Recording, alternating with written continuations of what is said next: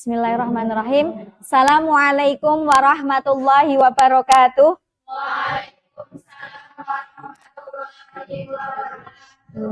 Alhamdulillah ya. Ini kelas 11 akuntansi 3 itu ya. Sebelum kita mulai pembelajaran pada pagi hari ini, mari kita bersama-sama berdoa dengan mengucapkan basmalah. Bismillahirrahmanirrahim. Raditu billahi rabba wa bil islami dina wa bi Muhammadin nabiyya wa rasula. Rabbi zidni ilma warzuqni fahma. Amin. 11 akuntansi 3. Gimana kabar kalian? Sebelum kita mulai, Ibu akan absen dulu. Adi Setiasi, Asriati, kemudian Ataya Inas Fajriani, Dianti,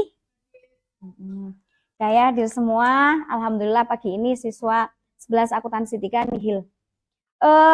Materi sebelumnya kita sudah belajar tentang di pertemuan yang kemarin kedua itu tentang makna hadis, yaitu taat pada aturan gitu ya, kemudian berkompetisi dalam kebaikan dan etos kerja. Kita akan belajar tentang asbabun nuzul ya, asbabun nuzul, hikmah, manfaat ya yang terkandung pada Quran surat An-Nisa ayat 59, kemudian Al-Maidah ayat 48 dan At-Taubah ayat 105 gitu ya. Kemudian untuk kompetensinya nanti kita ya, kompetensi kamu bisa lihat di slide. Kemudian slide selanjutnya tujuannya. Kemudian untuk KKM masih sama ya, 75 ya. Apa mau nambah? Nah ya, saya yakin masih sama ya. Insya Allah 75 kelas AKL bisa tuntas semua. Kemudian asbabun nuzulnya, ini ya asbabun nuzulnya di sini. Nanti Ibu putarkan videonya saja biar lebih. Asbabun nuzulnya.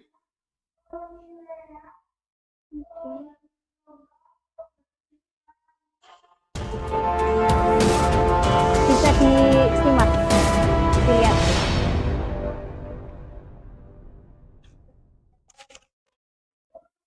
Kisah Asbabun Nuzul, surat An-Nisa ayat 58. Sepeninggal ayahnya, Utsman bin Tolhah melanjutkan tugas ayahnya sebagai pemegang kunci Ka'bah. Keluarga mereka memang telah ditugaskan untuk memegang kunci Ka'bah secara turun-temurun.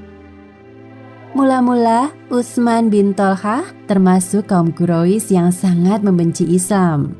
Namun kebencian ini mulai memudar saat Utsman bin Tolhah berdiskusi dengan Khalid bin Walid dan Amr bin As tentang Nabi Muhammad. Utsman, coba pikirkan dengan jernih. Kenapa kita harus repot-repot memerangi Muhammad?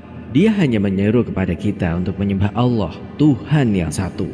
Dan juga untuk apa kita menyembah berhala-berhala yang bisu dan tuli? Benar apa yang telah disampaikan Khalid kepadamu. Dulu ketika aku membujuk Raja Najasyi untuk mengembalikan kaum muslim yang berhijrah ke sana, Raja Najasyi mengatakan bahwa Muhammad adalah orang yang berada dalam kebenaran. Kelak ia akan mengalahkan lawan-lawannya, seperti Musa mengalahkan Fir'aun. Mendengar hal tersebut, Utsman bin Tolhah memikirkan dengan serius ucapan Khalid bin Walid dan Amr bin As. Utsman terus menimbang-nimbang keputusan yang akan dia ambil. Belum selesai Utsman bin Tolhah memutuskan hal tersebut, Khalid bin Walid menimpali dengan fakta-fakta yang ada. Hai Utsman, coba kamu perhatikan perangai Muhammad yang begitu dicintai para pengikutnya. Apa yang membuat kaumnya begitu mencintai beliau hingga banyak yang mau mengikuti ajarannya? Kalian benar. Baiklah, aku akan menemui Muhammad. Akhirnya mereka bertiga berpisah dan merasa bahwa Islam yang dibawa Nabi Muhammad adalah benar.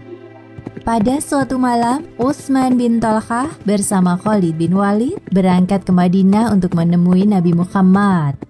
Kemudian di tengah perjalanan, mereka bertemu juga dengan Amr bin As, sehingga mereka bersama-sama pergi ke Madinah untuk menemui Rasulullah Shallallahu Alaihi Wasallam.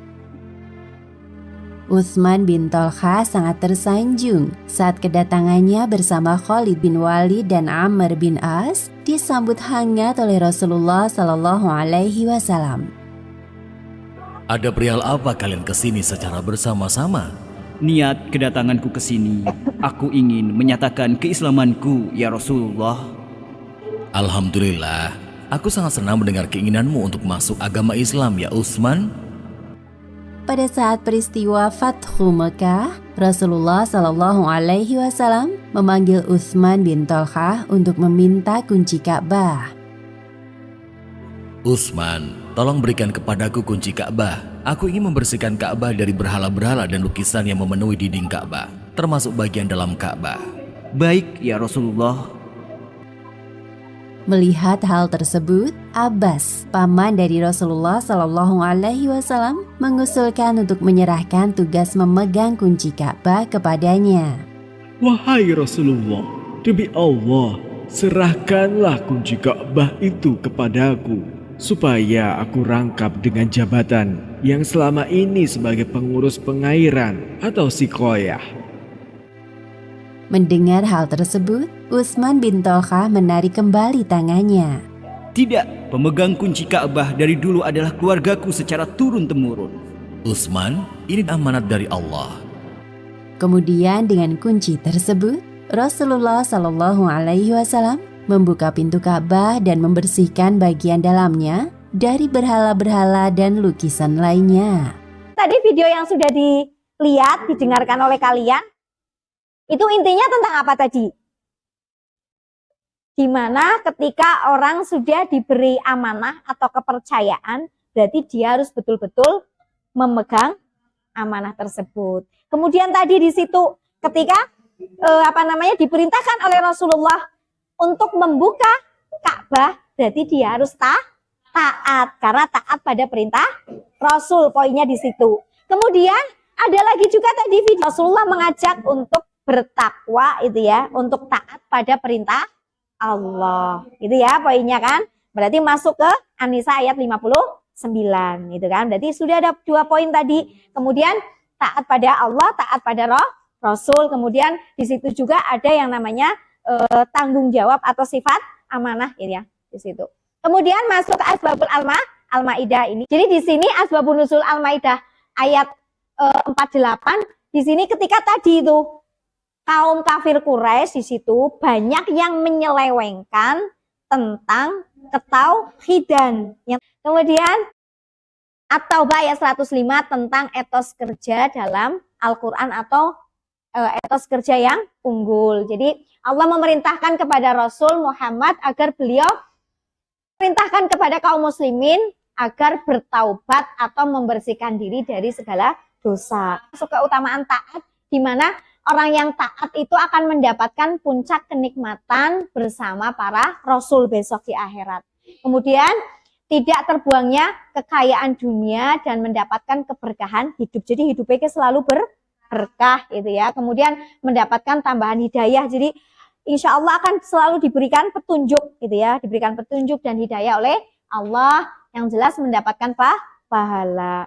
Nah itu tentang keutamaan taat. Kemudian kalau sudah sekarang kalian buka HP-nya, kemudian di Ibu share dikerjakan LKPD-nya tentang ini materi sekarang dikerjakan. Ibu kasih waktu 30 menit. Dikerjakan nanti di selembar kertas biasa ya, dikasih nama kelas dan nomor absennya.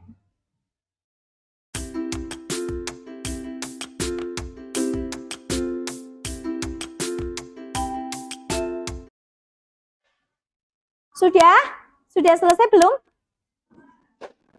Nah, kalau sudah, saya minta satu anak untuk mengumpulkan ke depan. Nanti taruh di meja saya, di depan.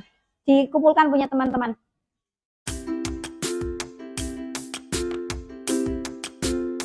Kita masuk ke sesi di mana kalian harus mendemonstrasikan tentang membaca surat An-Nisa ayat 59, kemudian Al-Maidah ayat 48, dan At-Taubah ayat 105. Yuk, Mbak Tia maju. Maju ke depan. An-Nisa ayat 59. A'udzu billahi minasyaitonir rajim. Bismillahirrahmanirrahim. Ya ayyuhalladzina amanu atti'ullaha wa atti'ur rasul wa ulil amri minkum. فإن تنازعتم في شيء فردوه إلى الله ورسوله إن كنتم تؤمنون بالله واليوم الآخر ذلك خير وأحسن تأويلا. Quran Surat Al-Maidah ayat 48. Bismillahirrahmanirrahim. Wa anzalna ilaikal kitaba bil haqqi musaddiqan lima bayna yadayhi minal kitabi wa muhaiminan alaihi fahkum bainahum bima anzalallahu wa la tattabi' ahwa'ahum amma ja'aka minal haqq likullin ja'alna minkum shir'atan wa minhaja walau syaa Allahu laja'alakum ummatan wahidatan walakin liyabluwakum fima atakum fastabiqul khairat ila Allahi marji'ukum jami'an fayunabbi'ukum bima kuntum fihi takhtalifun. Quran Surat At-Taubah ayat 105. Bismillahirrahmanirrahim. Wa qul i'malu fasayarallahu 'amalakum wa rasuluhu wal mu'minun wa sataradduna ila 'alimil ghaibi wasyahadati fayunabbi'ukum bima kuntum ta'malun. Shadaqallahul 'azim.